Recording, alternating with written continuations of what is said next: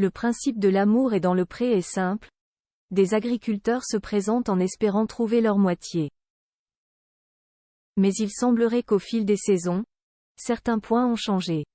C'est du moins ce qu'estime un ancien candidat, qui s'en prend à l'émission de Karine Le Marchand. La suite après la publicité sur le plateau de Touche pas à mon poste mardi 31 octobre 2023, Cyril Hanouna et ses chroniqueurs faisaient le débrief de l'épisode de L'amour est dans le pré diffusé la veille sur M6. Pour l'occasion, l'animateur de C8 a convié un ancien candidat de la célèbre émission de dating.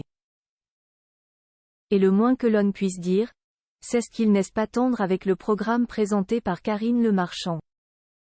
C'est Jean-Michel, révélé lors de la 6e saison de L'amour est dans le pré en 2011, qui prend place face à Cyril Hanouna.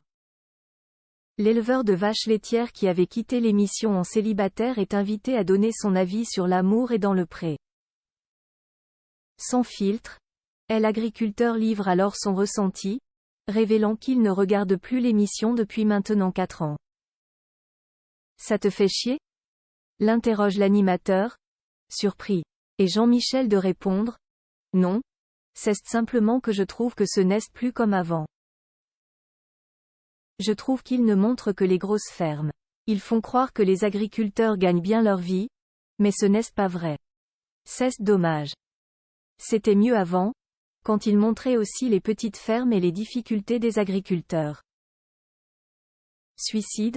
Problème financier. L'enfait de Jean-Michel après L'amour est dans le pré et Jean-Michel sait de quoi il parle. Lui-même a été confronté à des difficultés qui auraient pu le mener au pire. J'ai eu de gros problèmes financiers, j'étais descendu au plus bas, confie-t-il dans la foulée. Ce n'est pas tout. L'agriculteur s'est retrouvé du jour au lendemain sans rien. J'ai voulu me suicider parce que j'ai perdu ma ferme et je broyais du noir donc je me renfermais. Ma ferme, mes vaches, c'était tout pour moi, se souvient-il. Aujourd'hui, cette sombre période est derrière lui. Jean-Michel confie avoir remonté la pente. Il a signé un CDI et acheté une nouvelle maison.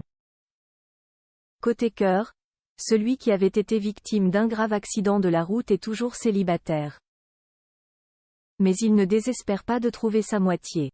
D'ailleurs, il révèle sur le plateau de Touche pas à mon poste avoir vécu plusieurs histoires d'amour, comptant ainsi une vingtaine de conquêtes depuis son passage télévisé. La suite après la publicité.